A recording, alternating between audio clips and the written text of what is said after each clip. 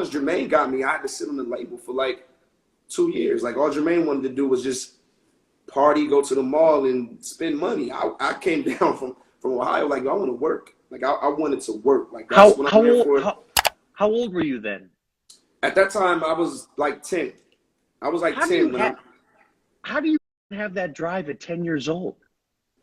You know what? It was like I knew what I wanted to do. And like even to this day, I tell my daughter, she just turned 9. And I looked at her not too long ago and I said, you know what, at this age, you should know, right? Like what a direction right now you should know. Like you should know, and whatever it is, I want you to lock in on it and I want you to go for it. So for me, I knew that was just a call and it was entertainment. I didn't know what it was going to be because rapping wasn't the first thing. Like rap wasn't even on my mind. Rap came because I could imitate things. I could imitate this rapper. I can imitate it. So it was nothing. But acting and being a comedian, believe it or not, was the first thing that I was working on. So take the comedian side. Who did you look up to back then at 10 years old, at 9 years old, at 8? It was Martin. Loved a lot of Martin. Eddie Murphy. Those were like my 2 guys in the 90s. Like that was it. Growing up, that's who dominated the 90s. It was Martin and it was Eddie Murphy. Those were my guys. Yeah.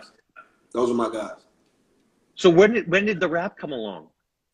So the rap came along because, you know, my mom would always have guests over before they would go out clubbing, and I would always pick up anything that resembled a microphone. And my mom would always be playing music, and NWA was like the first rap album I ever heard. And I could, you know, my mom just sensed like, man, this, you know, he's 5 and 6 and he's knowing these lyrics and he's putting it together. Like that's what he should be doing. So people started like actually writing raps for me. And, you know, I was knocking them out. And it was almost like I was trained. Like since a kid, it was like they were grooming me and training my brain to memorize lyrics, perform. That's not right. You know, my mom was on me. Like it was, you're covering the comb and you're gonna sound muffled. Do it again. Like it was a lot of those nights. My mom, you know, really on me, and that's all it was with me. It was staying on it, staying consistent, and working on it. But that's how the rap thing came about. And you know, once you meet Snoop at 6, you kind of like, hey, this gonna pay the bills. We gonna ride with this rap thing. When you think back, because I don't remember at 6 years old. Do you remember? Do you remember it, or is it because someone caught it on film and therefore you remember it? You know what I mean? I remember, yeah, I definitely do. I remember a lot of things, and I am blessed because I'm glad you mentioned that, where the moments even captured, and I'm glad that I can look back on a lot of key moments in hip hop, and I'm there. Like I was the kid jumping on the couch in the Gin and Juice Snoop Dogg video. I was the kid on Snoop's first album who did every skit before G's and Hustlers. That was me that says, I want to be a hustler. You better ask somebody. That was me. So I'm glad that I can always go back to those moments, and those moments will never be erased. So that means a lot. It's like I have so many different moments in hip hop that I lived through and that I saw. It's kind of ridiculous. Can you imagine actually I'm curious, how old would Snoop have been when he found you? Dog might have been 18. 18. Snoop might have been like 18 years old. Are you surprised at that?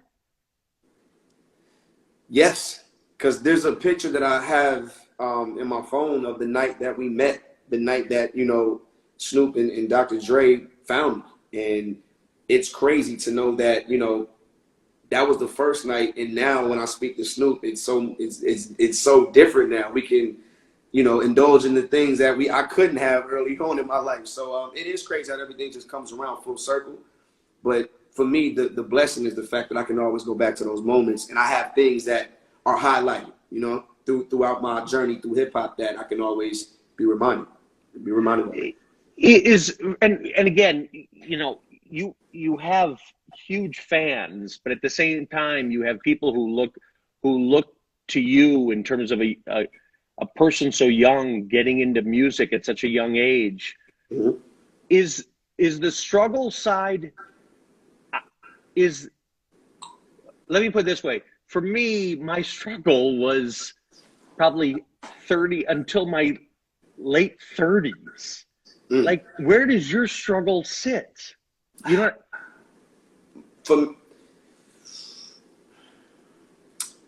that's a tough question, because the first thing that comes to mind for me is when I really felt it, I would say when I was 16. I would say I went through a transition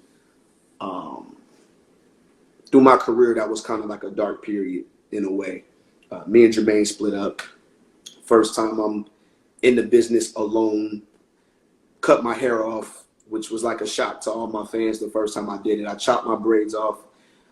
Going through growing pains and actually becoming a man in front of the world, but also, you know, in the industry. That's when I hit my wall. That was me saying, okay, cool, if, you know, me and Jermaine aren't going to work anymore, then I'm going to do it myself.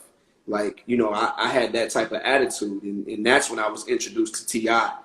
By a great friend of mine named Kwan Prather, who I used to work with back in the day. And once me and Tip clicked in, Tip taught me a lot, kind of matured me and gave me a lot of game that I needed. And, you know, pretty much just told me, like, yeah, it's time. Like, you know, you get older, it's time for you to start doing stuff on your own and really getting out here and creating and bringing things to life. So around that period, it was very weird, you know, growing up, still having moms in my life and going through that stage. I mean, to me, I was still normal. So the typical things that you would go through, the growing pains of a teenager, I did it and I went through it. And I did it in front of the public too.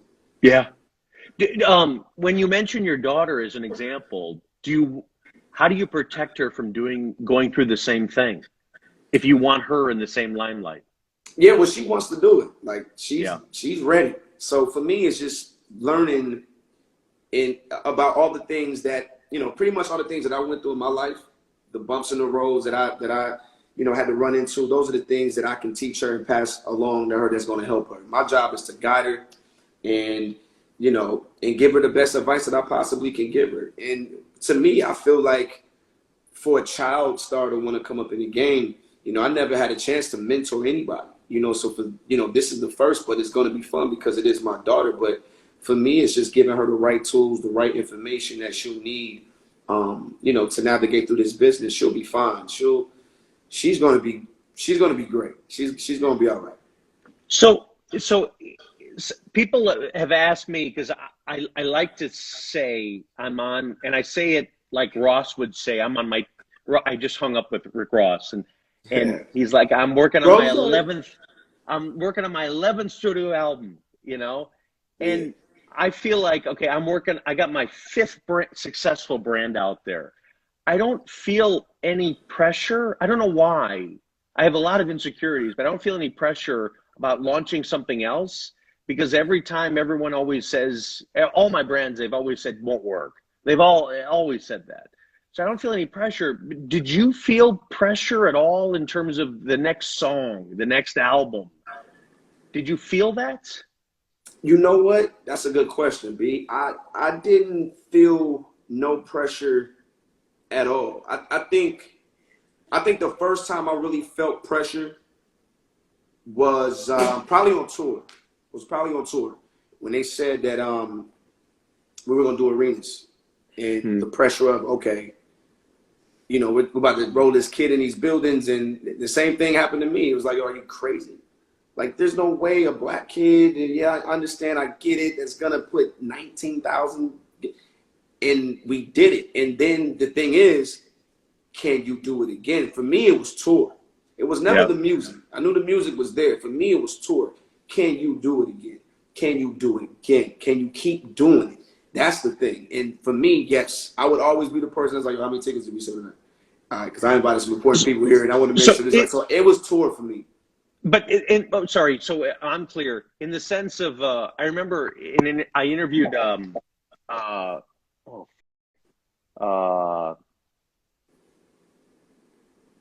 oh my gosh. See, this is what happens when you get older. Oh. Or is it the Bel Air? It could be it's the Bumbu and the XO. It's what I'm drinking. But can you remember now? But it was the idea that his first tour was, and he was in Houston, and he didn't think anyone would show up because he didn't think anybody would know him. It's that kind of feeling of how many people am I going to get in the crowd? Exactly. It's like, how big am I? You know what I mean? Yeah. And then when you see it, it's like, oh, like this is next level. So for me, every time it was tour, that's when the pressure. It's like, yo, the show has to be better than than the last run. And I know every time I'm in front of an audience, they know what to expect from me. Like, they know what they're gonna get when they come and see me in concert. And I hope that they continue to come back. So that was hard.